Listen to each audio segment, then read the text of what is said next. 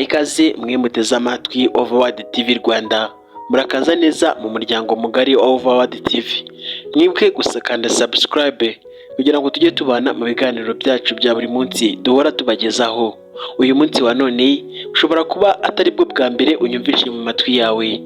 Banza umaking sure ko uhari maze tuganire, ufata agatebe wicare twige kugira ngo dufatanye kungurana ubumenyi bwinshi, ndetse uzajya uvoma ahangaha utazabasha gukura ahandi ahariho hose. Ni ubumwe ariko nanone ni ubushobozi twebwe ubwacu twahawe. Hari ubwenge umuntu avukana, ariko hari n'ibyo biba bisaba ngo nanone ugire ubundi bwenge uvoma kugira ngo bwa bundi wavukanye nabwo bubashe kuba bwakora icyo bukwiriye kuba bukora. Ni umwanya mwiza.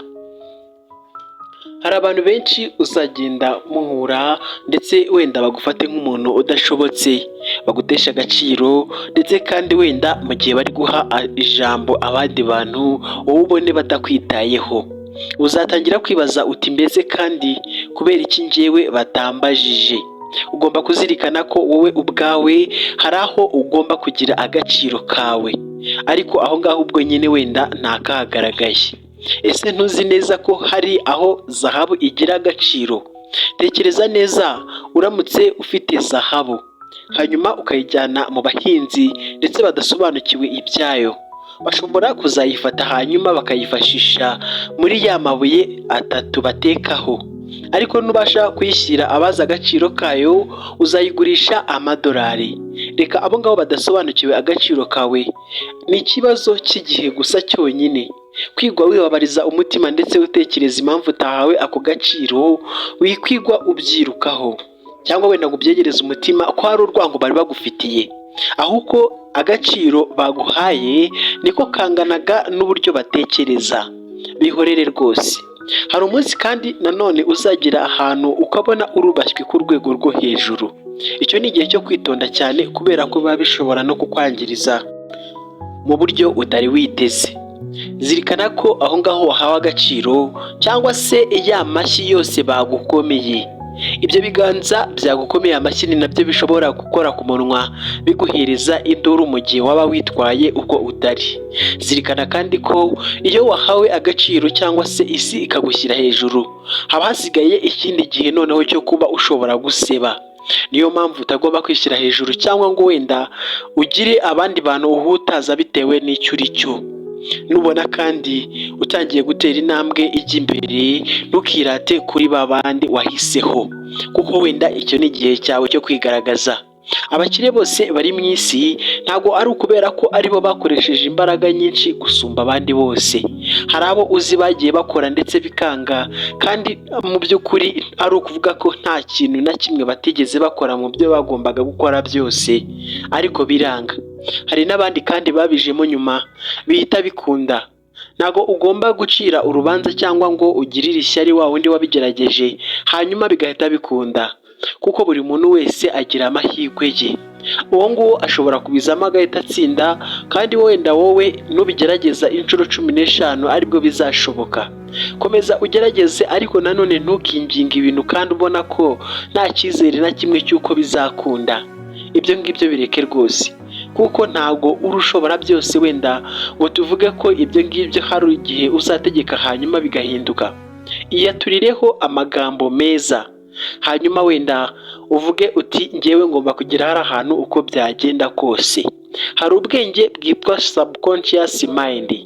Ubu ni ubwenge ndetse butabasha kwikontorora cyangwa se ngo bumenye ibyo ubuhaye niba ari byo ngo bubashe kuba bwabusesengura, ahubwo icyo ubuhereje ugifata gutyo, ahubwo bwo bukongera imbaraga zo kugira ngo icyo ngicyo wiyemeje kizagerweho.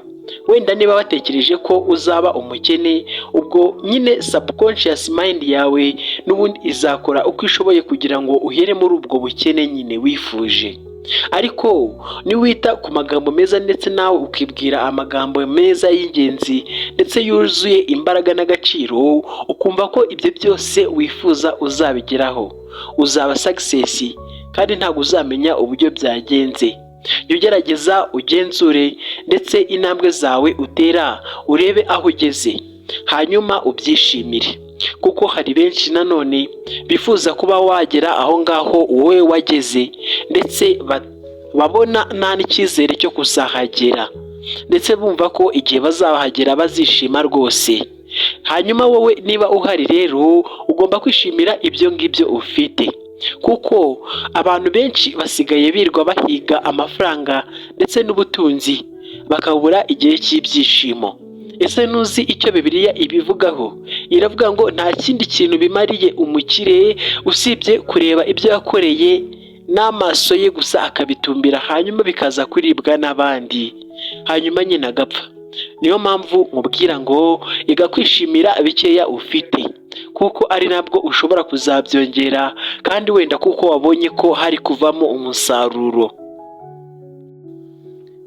Uzagerageze wite ku buzima bwawe, kuko aricyo kintu cy'ingenzi wagira. Ukore siporo ndetse ujye indyo zuzuye, kugira ngo nyine ubuzima bwawe bubashe kugenda neza, kuko umurwayi nta kindi kintu atekereza usibye nyine ko arwaye, kandi aba yumva ashaka gukira uko byagenda kose. Nta kindi kibazo aba asigaranye usibye kuba yakira byonyine.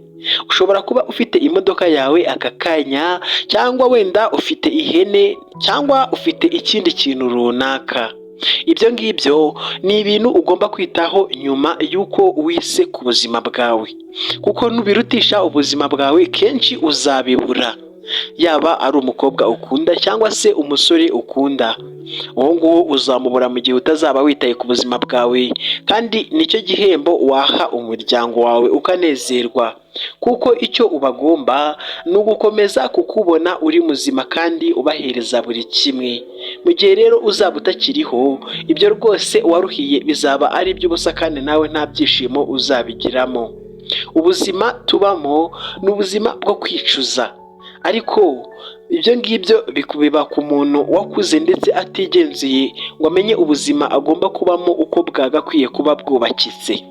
Abantu basaje neza ni abantu batigeze biruka ku cyubahiro, agakora icyiza cyose uko akizi ko ari cyiza, hanyuma ikibi akagihungira kure, ukuri kukaba mu kanwa ke, hanyuma ikinyoma akakigendera kure, ndetse agaharanira gukora iby'ingenzi kandi mu mwanya wa nyawo. Ni ba bantu babashije kugenzura igihe n'amasaha, hanyuma bakamenya icyo bagakwiye kuba bakora muri buri saha. Tekereza ko umunota umwe utambutse nta kindi wakora kugira ngo wongere uwugarure. Ushobora gutekereza wenda ko ukiri muto, ndetse ibyo ngibyo ushobora kuzabikora mu gihe kizaza, ariko tekereza ko uyu munsi niba ufite imyaka 30, ejo uzaba ufite 31.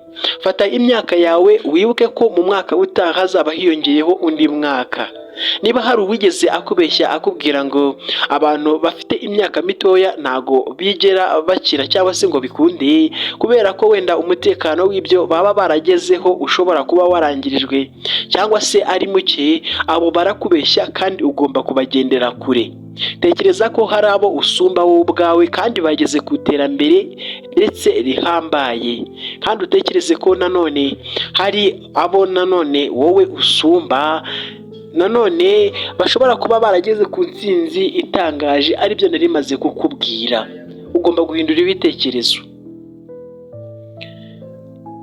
Imibanire myiza n'abo mu muryango ni ikindi kintu ugomba kwitaho, kugira ngo ubake ejo heza hawe hazaza. Ugomba kubaka mu muryango wawe ndetse ukimika imibanire myiza yawe hamwe nabo, kugira ngo mukomeze mwumvikane. Ndabyemera hari igihe benshi batazakumva, wenda bitewe n'uko wamaze kwisobanukirwa. Nta muntu n'umwe uzishimira kubana n'umuntu wamaze kwisobanukirwa. Igihe uzaba byagenze gutyo, hari abazakuvaho ariko hari n'abazaza. Bisobanuye nuko abo ngabo bazaza ari abantu ba nyabo, wagakwiye kuba uri kumwe nabo kandi wagakwiye kuba ubarizwa hamwe nabo.